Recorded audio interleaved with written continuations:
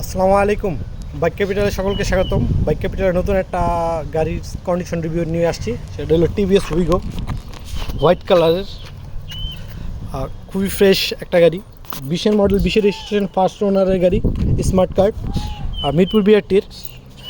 এটা দেখেন, একদম ফ্রেশ একটা গাড়ি, কোনো প্রকার ঘষা মাজা দাগ নাই। হোয়াইট কালার সচরাচর একটু কম পাওয়া যায়, এবং উইগো গাড়ি এখন মার্কেটে নতুনই নাই। তো 20-এর মডেল, এমন গাড়িটা চলা